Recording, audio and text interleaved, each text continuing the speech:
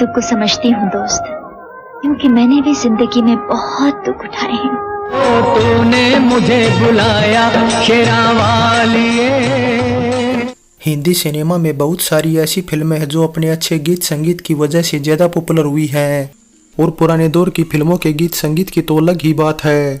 लेकिन कुछ गीत ऐसे होते हैं जो सीधे हमारे दिल पर लगते हैं, और ऐसे ही गीत संगीत के साथ 21 मार्च 1980 को सिनेमाघरों में दस्तक देने वाली फिल्म थी आशा, जिसमें जितेंद्र, रीना राय व रामेश्वरी मेन भूमिका में थे।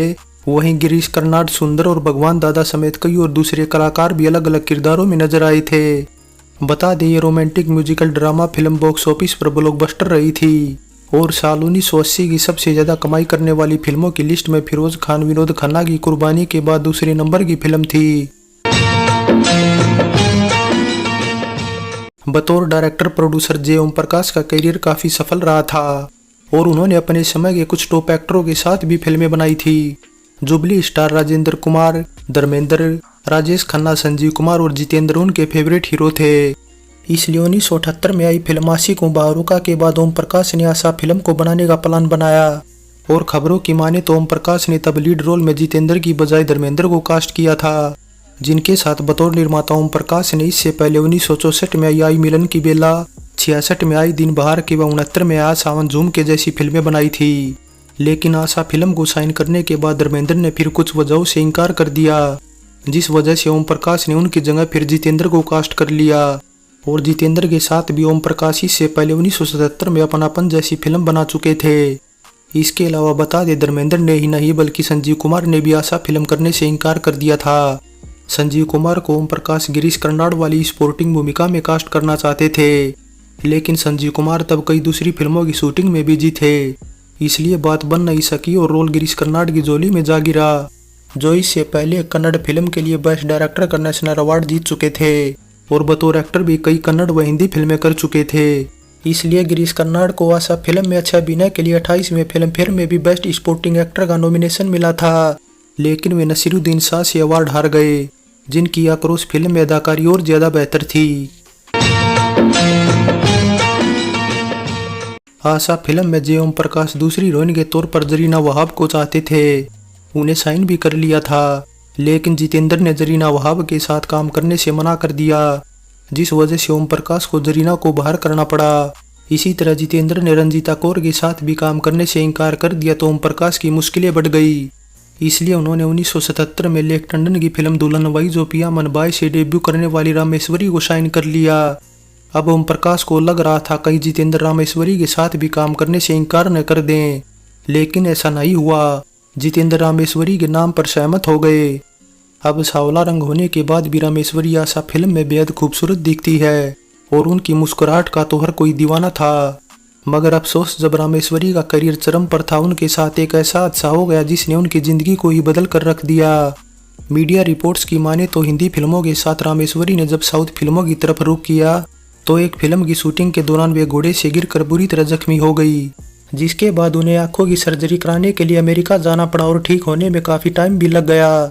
बस फिर इस दौरान उनके हाथ से कई अच्छी फिल्में निकल गई, और फिर जब वे ठीक होकर वापस इंडस्ट्री में लौटी तो उन्हें छोटे मोटे रोल ऑफर होने लगे। हालांकि रामेश्वरी ने उन रोल को दिल से स्वीकार किया, और तमिल से लेकर टीवी शोज में कई छोटे मोटे रोल में दिखी, लेकिन बाद में उन्होंने फिल्मों से दूरी बना ली और पंजाबी प्रोड्यूसर एक्टर दीपक सेठ से शादी कर अपना घर बसा लिया।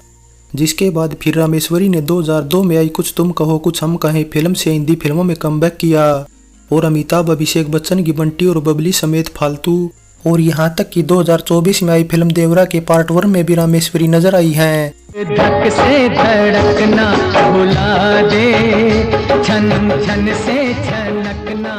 वैसे खबरों की माने तो एक बात यह भी है कि ओम प्रकाश ने रामेश्वरी को आशा फिल्म में किरदार के बारे में ज्यादा जानकारी नहीं दी थी। रीना राय फिल्म में ये बात भी उन्हें मेकिंग के दौरान ही पता चली थी। हालांकि रामेश्वरी फिर भी यही समझ रही थी कि फिल्म में मेन किरदार उन्हीं का है, लेकिन शूटिंग खत्म होने के बाद डायरेक्टर प्रोड्यूसर जी ओम प्रकाश ने फिल्म का टाइटल जब आशा रखा, तो रामेश्वरी समझ गई कि मेन हीरोइन का किरदार उनकी बजाय रीना रॉय का है। इसलिए फिल्म की रिलीज के बाद रामेश्वरी ओम प्रकाश से बहुत नाराज हो गई और धोखा देने की बात कहने लगी।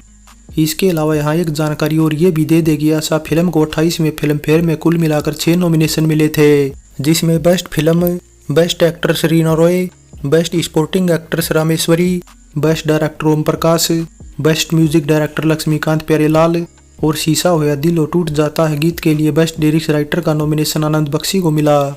लेकिन 6 नॉमिनेशन में से फिल्म एक भी अवार्ड जीतने में सफल नहीं हो पाई।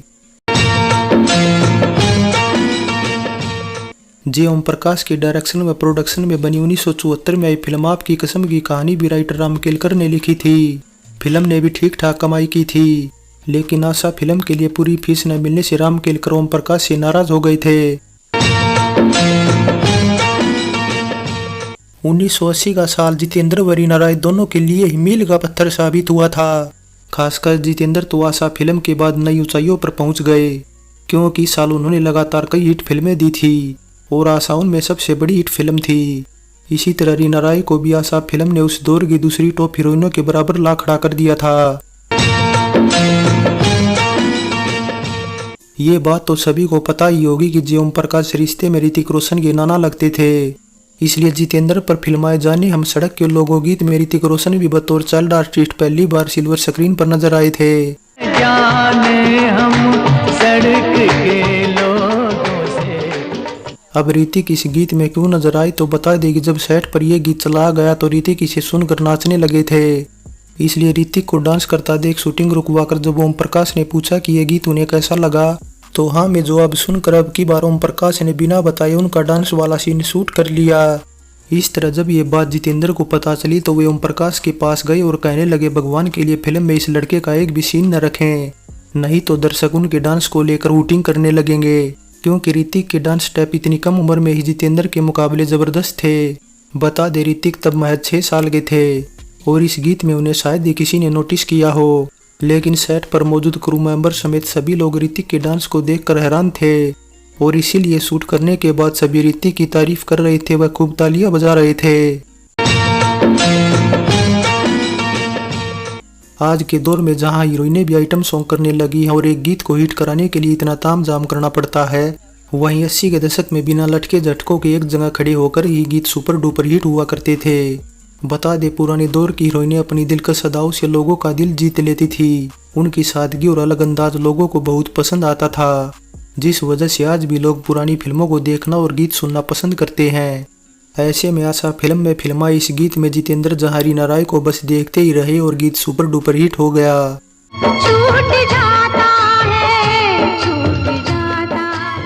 ये गीत उस टाइम इतना पॉपुलर हुआ था कि हर जगह सुनने को मिलता था।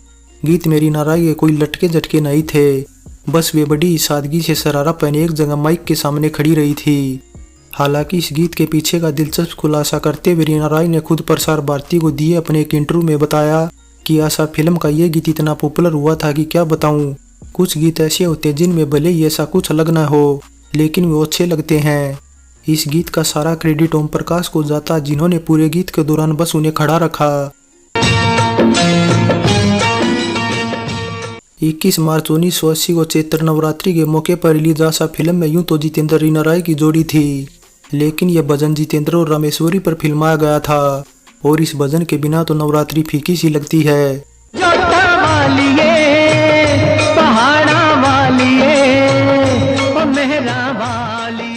बता दे माता रानी पर बनाए इस गीत को मोहम्मद रफ़ी और नरेंद्र चंचल ने मिलकर गाया था और इस भजन को लक्ष्मीकांत प्यारेलाल ने पहले 2 वक्त की रोटी फिल्म के लिए रिकॉर्ड किया था, लेकिन 2 वक्त की रोटी जब साल 1978 में ठंडे बस्ते में चली गई तो निर्माता ने इस भजन को आशा फिल्म के निर्माता जे ओम प्रकाश को बेच दिया।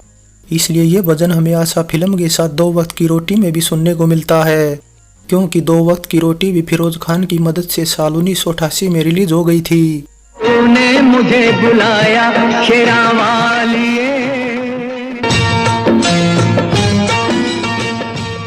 आशा टाइटल से सबसे पहली हिंदी फिल्म रिलीज हुई थी साल 1948 में, जिसके बाद फिर दूसरी भी जल्द 1957 में रिलीज हो गई थी।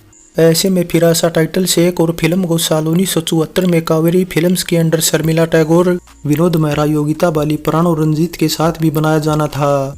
फिल्म का डायरेक्शन दिनेश रामनेस कर रहे थे, वहीं प्रोड्यूस डीपी कपूर कर रहे थे, लेकिन कुछ वजहों से फिल्म ठंडे बस्ते में चली गई, जिसके बाद साल 1980 में जब आशा फिल्म रिलीज हुई और कल्ट क्लासिक फिल्मों में शामिल हो गई तो इस फिल्म का 1982 में तेलुगु में अनुराग देवता टाइटल से ठीक अगले ही साल 1983 में सुमंगली टाइटल से तमिल में और फिर 1990 में मंदिरा टाइटल से बंगाली में भी रीमेक बनाया गया था।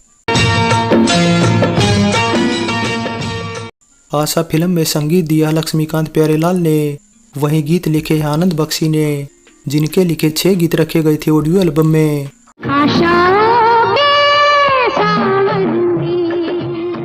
अब तूने मुझे बुलाया, शेरावाली और शीशा होया दिल व आखिर टूट जाता है जैसे गीतों की बदौलत आशा फिल्म का गीत संगीत सुपर डुपर हिट था। और ये वो गीत व भजन जिन्हें हम आज भी सुनना पसंद करते और सुनकर गुनगुनाने लगते हैं। अपने गले लगाया शेरावालिए। अपना घर उजाड़ कर दूसरों का घर बसाने वाले लोग बहुत ऊंचे होते हैं। फाइनली आशा बॉलीवुड की सहज व खूबसूरत फिल्मों में से एक है, जिसमें जितेंद्र, रीना राय व रामेश्वरी ने बेहतरीन अदाकारी दिखाई है। और ओम प्रकाश जो प्रेम कहानी रचने में माहिर है, उन्होंने भी फिल्म के प्लॉट के अकॉर्डिंग किरदारों को अच्छे से पेश किया है। इसके अलावा फिल्म में इमोशनल सीन भी जबरदस्त हैं। और फिर ऊपर से गीत संगीत को लेकर तो कहना ही क्या, लक्ष्मीकांत प्यारेलाल व आनंद बख्शी की जितनी तारीफ करे कम है। सो आशा फिल्म पर हमारी ये पेशकश कैसी लगी नीचे कमेंट कर बताएं। अच्छी लगी है तो लाइक करें और चैनल को सब्सक्राइब करें। सो चलते हैं, फिर मिलेंगे एक और नई वीडियो के साथ।